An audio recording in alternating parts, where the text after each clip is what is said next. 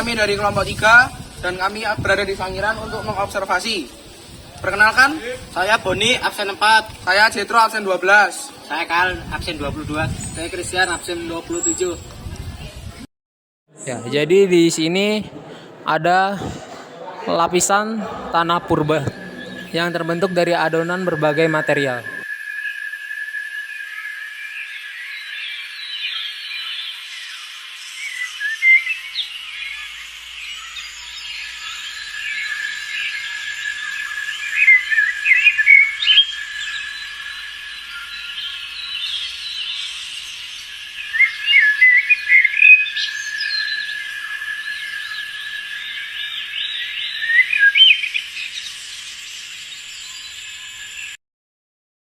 Ini ada tengkorak atau tulang-tulang dari manusia yang hidup di zaman praaksara.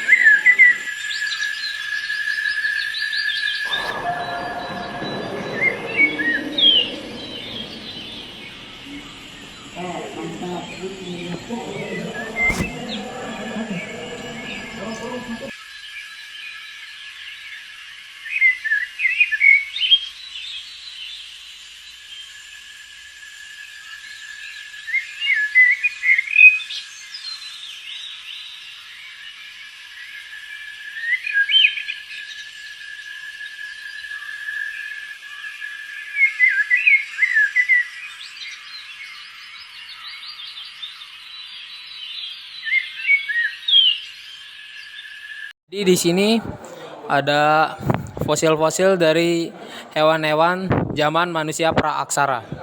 Ada dinosaurus, kerang, dan lain-lain.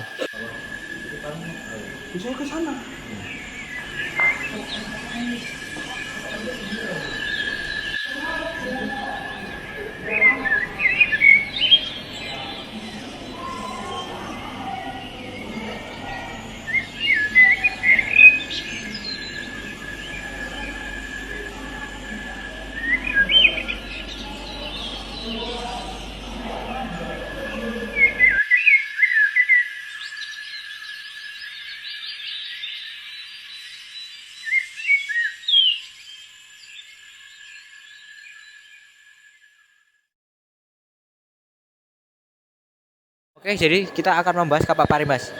Kapak paribas ini digunakan sebagai alat untuk melindungi diri kita dari mara bahaya. Jadi ini digunakan pada saat dulu itu untuk melindungi kita. Jadi dulu pada prasejarah mungkin di sini ada binatang-binatang buas. Jadi ini merupakan salah satu alatnya. Juga sebagai alat untuk kita memotong daging-daging kita. Jadi dulu ini digunakan untuk alat pemotong daging pada prasejarah.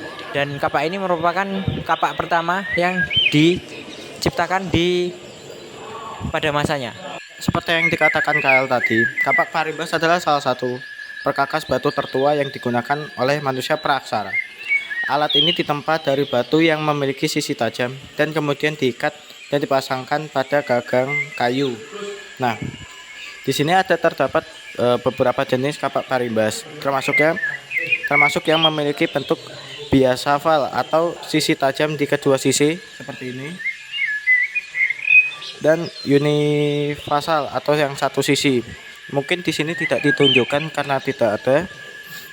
Nah, proses pembuatan kapak paribas melibatkan pemilihan batu yang cocok, contohnya seperti ini, pengukiran dan pengasahan hingga mendapatkan sisi yang tajam. Alat ini memiliki peran penting dalam kehidupan manusia praaksara dalam kegiatan sehari-hari. Nah, dengan kapak paribas ini juga dapat membantu dalam proses memproses material seperti mengukir kayu atau berburu dan bertahan hidup seperti memotong kayu atau segala macam. Nah, kapak paribas ini bukan hanya alat fungsional, tapi juga memiliki nilai simbolis dan kultural. Mereka sering kali dihias dan atau diukir untuk mencerminkan keahlian teknis dan estetik masyarakat pada masa itu. Dengan perkembangan teknologi, kapak parimbas menjadi penting dalam memahami evolusi dan adaptasi manusia selama periode praaksara. Jadi hari ini saya akan mewawancarai warga sekitar dengan nama Bu siapa? Bu Siti? Bu Siti. Jadi izin bertanya Bu Siti. Iya. Sudah berapa lama bekerja jualan di sini Bu Siti? Jualan mulai tahun 1992. 991 sampai 92 ya? Oh ya, sekitar segitu. Waktu pertama kali museum ini dibuka tuh reaksi warga sekitar itu apa Bu? Ya bangga Mas, kan di sini ada ditemukan tulang-tulang yang umurnya udah beberapa puluh tahun. Terus ini kan yang nemukan warga sini, ibu-ibu, bapak-bapak, mbah-mbah ya. Terus dibuatin awal-awalnya di rumahnya Mbah Toto Warsono. Terus dibawa ke sini mulai 75 Mas dibangunnya museum ini. Aku masih kecil, belum lahir. Iya. Untuk pertanyaan ketiga ya Bu? Iya. Apakah ada dampak positif dan negatif dari dibukanya museum ini Bu? Iya, kalau positifnya kan kita bisa apa ya Mas ya, mencari uang, jualan, terus parkir. Kalau negatifnya memang warga sini kalau mau membuang tanah itu harus lapor dulu sama BPMPS ini. Ya. Untuk pertanyaan keempat itu, menurut Ibu itu apakah museum ini tuh cukup membantu ekonomi warga di sekitar sini Bu? Iya, membantu banget Mas, apalagi sebelum corona. Tapi selama corona ini kan parkir udah diminta sama kelurahan, jadi agak menurun lah penghasilannya. Dari sini asli ya Bu? Iya, asli sini. Oh ya. Terima kasih ya Bu. Matur suwun. Terima kasih Bu. Iya. Siang Pak Andra, di sini saya akan mewawancarai penjual di sekitar sini dengan nama siapa Pak? Pak Bambang, Mas. Pak Bambang. Oke. Ya, asli sini ya Pak? Asli, Mas. Asli sini. Ya, izin bertanya ya Pak. Monggo. Untuk pertanyaan yang pertama itu, udah berapa lama Pak jualan di sini Pak? Saya sudah 30 tahun lebih, Mas. 30 tahun lebih ya? Oke. Untuk yang kedua itu, kenapa kok Bapak itu milih berjualan di daerah sini Pak? Ya, tempatnya strategis, enak, nyaman. Ya, tentunya yang terakhir hasilnya juga menjanjikan lah. Yang jelas cukup untuk kebutuhan sehari-hari cukup. Siap Pak, ya Pak. Oke. Untuk yang ketiga itu, pernah mengalami kesulitan nggak Pak selama jualan di sini gitu Pak? Selama ini yang saya rasakan belum pernah. Karena fasilitasnya juga ada, pengunjungnya juga kalau ramai ya. Pokoknya ya itulah, nggak ada kesulitan ya, Mas. Sangat menenangkan pokoknya. Siap. Oke. Ya. Terima kasih ya Pak. Oke, monggo. Oke. Matur suwun, Pak. Oke, monggo. Siang Pak Andra, jadi pada siang ini saya mewawancarai pengrajin di daerah Sangiran ini. Izin bertanya ya Pak? Ya, silakan. Bapak dari daerah sini Pak? Lahirnya juga di sini? Dari asli sini? Bapak sudah berapa lama Pak jadi pengrajin? Kita sudah 30 tahun. Sudah 30 tahun ya Pak? Ya, Yang kedua itu, barang apa yang biasanya Bapak produksi Pak? ya dari batu Mas. Dari batu ya Pak? Ya, sudah pada kayu. Siapa? Terus apa saja proses yang dilalui Pak sebelum produk Bapak itu dijual ke umum Pak? Yang mula-mulanya cari bahan Mas, terlebih dahulu. Bahan itu pesan dari luar. Pesan dari luar ya Pak? Ya, luar daerah tapi. Iya.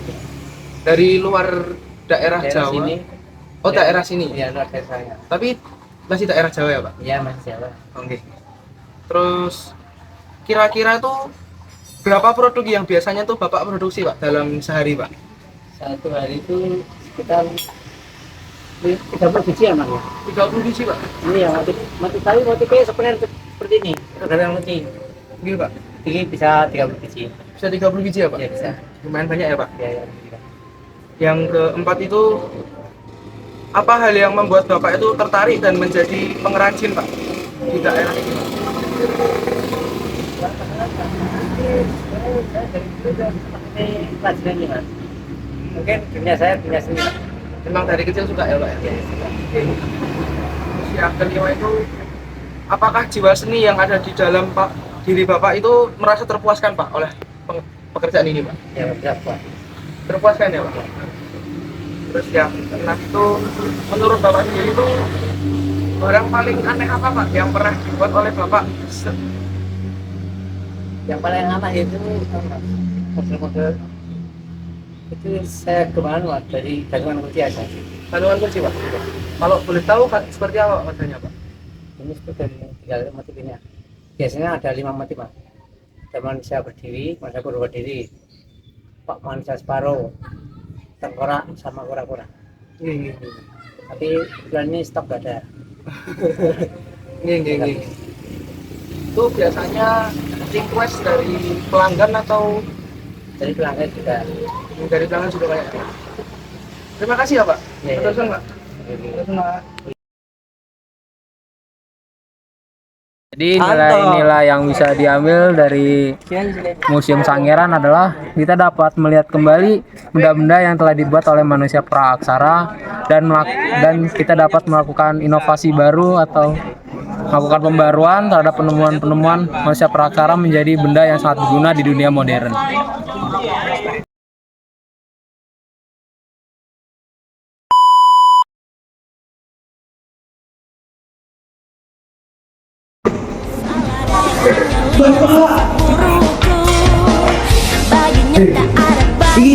Niki Pak De kula. Niki Pak De kula. Nah, niku Pak Le.